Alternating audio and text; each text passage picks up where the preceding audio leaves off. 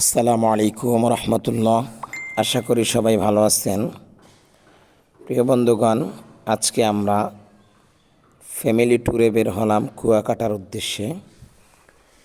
আমাদের সাথে আজকে আমরা আছি, আমার পরিবার, আমার সন্তানরা এবং আমার ভাই, বড় ভাই, যে বড় ভাই আছে তার পরিবার সহ তার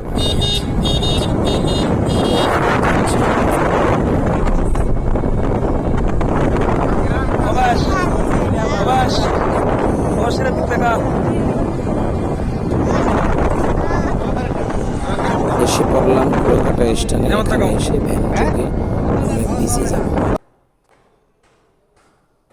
এগুলো হলো এখানের হোটেল। যারা দূর দূরান্ত থেকে আসবে তারা এখানে থাকতে পারে।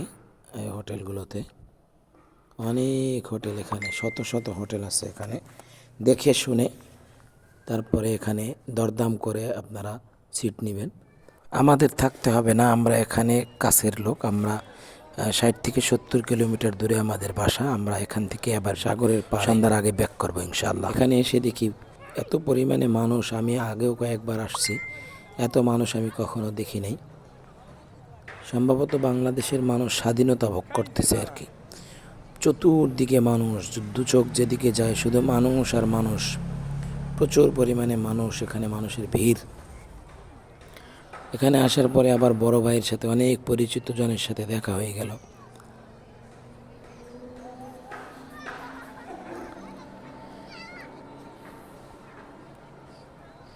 কি পরিমাণে মানুষ এখানে আছে দেখেন। তবে যারা আসবেন তাদেরকে আমার পক্ষ থেকে পরামর্শ হলো, ঈদ কোরবানি ছাড়া অন্য টাইমে আসলে একটু ভালোভাবে ঘুরতে পারবেন এবং ভালোভাবে উপভোগ করতে পারবেন। এত মানুষের ভিতরে উপভোগ করাটা বড় কষ্ট।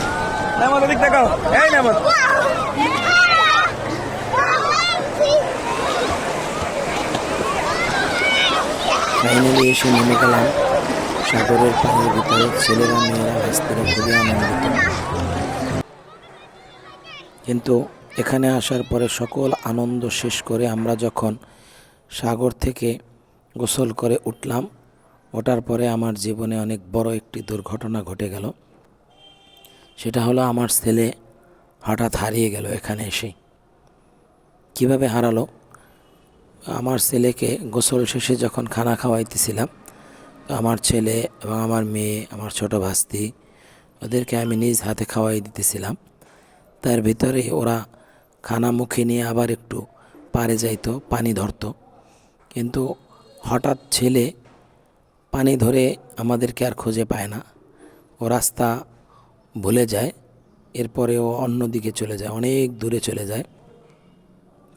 সকল আনন্দ মাটিমাটি হয়ে গেল, কান্নাকাটির রোল পড়লো। আমরা দৌড়দৌড়ি শুরু করে দিলাম, কোথায় নেয়ামতুল্লাহ, কোথায় নেয়ামতুল্লাহ, চিল্লাচিল্লি, কান্নাকাটি, খোঁজাখুঁজি। কোথাও নেয়ামতুল্লাহরে পাইতেছি না। তো আল্লাহরই রহমত, আল্লাহ পাক আমাদের উপরে দয়া করছেন। প্রায় 6 থেকে 7 মিনিট পরে আমার বড় ভাই, সে বীজ থেকে একেবারে মেন রাস্তার দিকে দৌড় দিল। তো সেখানে গিয়ে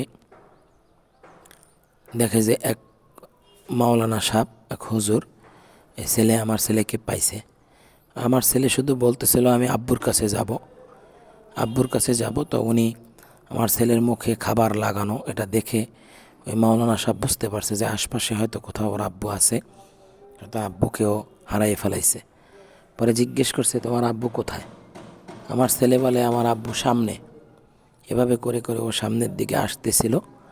তার ভিতরে আমার বড় ভাই, সে ওইদিকে, যেদিকে ও হারাই গেছে ওদিকে দৌড় দিছে। পরে গিয়ে আমার বড় ভাই আমার ছেলেকে পাইছে, আলহামদুলিল্লাহ। এজন্য যারা এখানে আসবেন সতর্কতার সাথে আসবেন। ছোট বাচ্চারা থাকলে খবরদার কখনোই আপনারা হাত ছাড়বেন না। আমার ছেলে মাত্র 30 সেকেন্ডের ভিতরে হারাই গেছে। আমি কল্পনাও করতে পারি না যে চোখের সামনে থেকে ছেলে এভাবে হারিয়ে যাবে। অর্থাৎ ও যখন আমাদেরকে পায় নাই, ও খুব জোরে দৌড় দিয়ে সামনের দিকে চলে গেছে আমাদেরকে খোঁজার জন্য। ফাইনালি আল্লাহর রহমতে আমরা আমার ছেলেকে পেয়েছি। তারপরে আমরা এখানে আর থাকি নাই। আমরা বললাম যে না, আর আমাদের ঘোরার দরকার নাই, আমরা চলে যাব। সাথে সাথে আমরা এখান থেকে আমাদের ঘোরাঘুরি বাদ দিয়ে আমরা আবার ব্যাগটা গুছিয়ে সবাই আবার বাড়ির উদ্দেশ্যে চলে আসছি। তো যদিও গেছিলাম একটু বাচ্চারা আনন্দ পাবে, আমরাও হয়তো সেই সাথে বাচ্চাদের আনন্দে আনন্দিত হব, কিন্তু সেখানে গিয়ে যখন আমার ছেলে হারাই গেছে তখন তো সব আনন্দ সেখানেই মাটি হয়ে গেছে। আমি এখনও কল্পনা করতে পারি না আমি যদি আমার ছেলেকে না পাইতাম তো কি করতাম।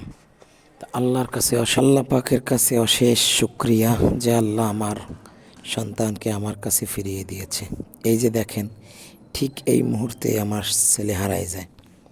এভাবে আমি আমার ভাস্তি, আমার ছেলে মেয়েদেরকে খাওয়াইতেছিলাম, এই যে এভাবে আসতেছিল, কিন্তু একবার পথ হারাই ফেলে। যাই হোক, আল্লাহ হেফাজত করছে। আমার ছেলেকে যে পেয়েছেন তিনি অত্যন্ত ভালো মানুষ আমার কাছে মনে হয়েছে। আমি তার প্রতি কৃতজ্ঞ। তার সাথে যোগাযোগের জন্য নাম্বার এবং সব কিছু আমরা রেখেছি। এই ভাই পেয়েছে, অবশ্য তার কোলেও আমার ছেলের মতো একটি ছেলে আছে।